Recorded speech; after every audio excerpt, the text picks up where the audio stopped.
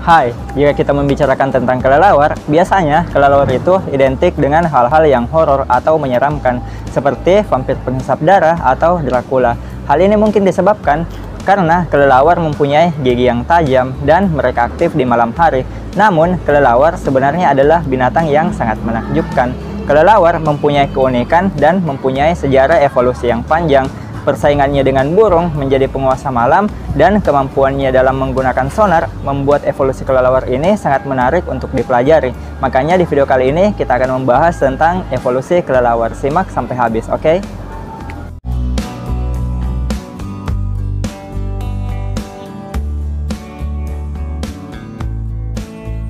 Sejarah evolusi kelelawar ini lumayan membingungkan karena tidak ditemukan fosil kelelawar yang hidup 10 juta tahun yang lalu setelah kepunahan dinosaurus, dan sekitar 52-55 juta tahun yang lalu tiba-tiba terjadi ledakan populasi kelelawar dan ditemukan banyak spesies kelelawar yang tersebar di seluruh dunia. Nenek moyang kelelawar ini telah menyerupai kelelawar modern dan ilmuwan belum menemukan spesies transisi makhluk darat menuju makhluk terbang seperti kelelawar. Salah satu nenek moyang kelelawar yang paling primitif itu mempunyai kemampuan ekonatural, yaitu kemampuan untuk mendeteksi lokasi dalam gelap. Ini dibuktikan dengan penemuan fosil di Wyoming. Sayapnya yang berukuran lebih kecil dari kelelawar modern dan memiliki karakter mamalia darat seperti ekor yang menyerupai tikus dan cakar yang kecil di ujung-ujung jarinya. Kelelawar itu mempunyai selaput pada jari-jarinya yang merenggang dan tersambung ke bagian kakinya. Hal ini mengindikasikan kelelawar pada awalnya itu mempunyai kemampuan meluncur sebelum kemampuan terbang, dan keberadaan cakar juga mengindikasikan pada awalnya kelelawar suka memanjat. Telah lama ilmuwan itu mengira bahwa kelelawar ini berkerabat dekat dengan primata karena kelelawar mempunyai banyak kemiripan dari bentuk tengkorak dan anatomi pada matanya. Ada juga kerabat primata yang dapat meluncur, yaitu kalugo. Dan kalugo itu merupakan primata yang aktif pada malam hari. Dan beberapa studi mengatakan bahwa kalugo adalah hewan yang meluncur yang merupakan nenek moyang kelelawar. Namun, anggapan ini telah dibantah oleh studi genetik. Berdasarkan studi genetik, kelelawar itu berkerabat dekat dengan mamalia yang berasal dari Amerika Utara yang disebut Laurasiasteria. Hewan ini menyerupai hewan landak dan tikus tanah. Fosil yang menjadi kunci evolusi kelelawar ini juga masih terus dicari. Kesuksesan kelelawar ini disebabkan oleh kemampuannya aktif di malam hari dan menggunakan ekolokasi atau sonar. Echolocation ini membutuhkan sangat banyak tenaga agar bisa berfungsi dan membuat penglihatan kelelawar berkurang.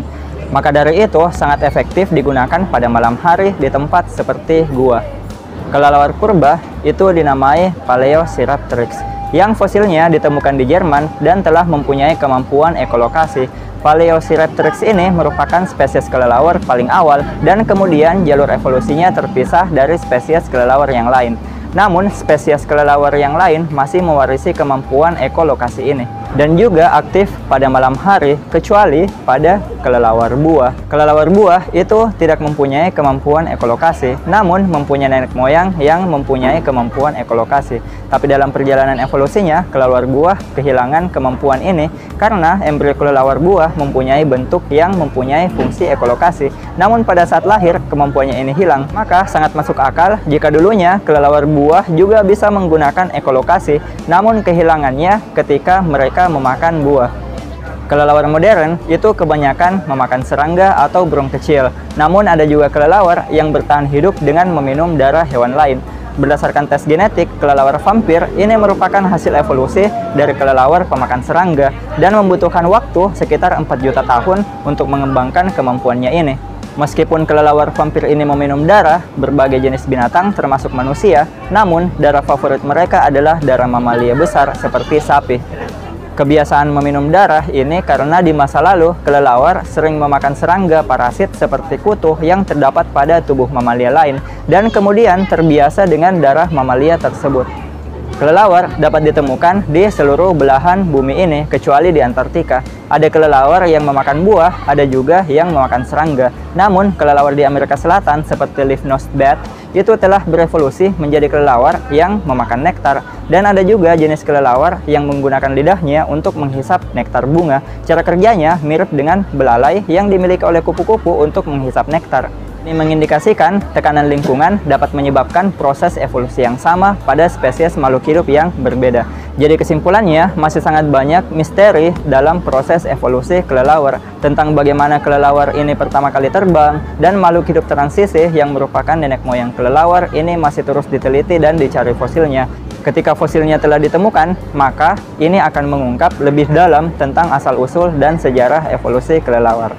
Cukup sekian dulu apa yang bisa saya sampaikan pada kesempatan kali ini. Semoga bermanfaat bagi teman-teman semua. Jika kalian mempunyai pertanyaan ataupun saran, kalian bisa tinggalkan di kolom komentar.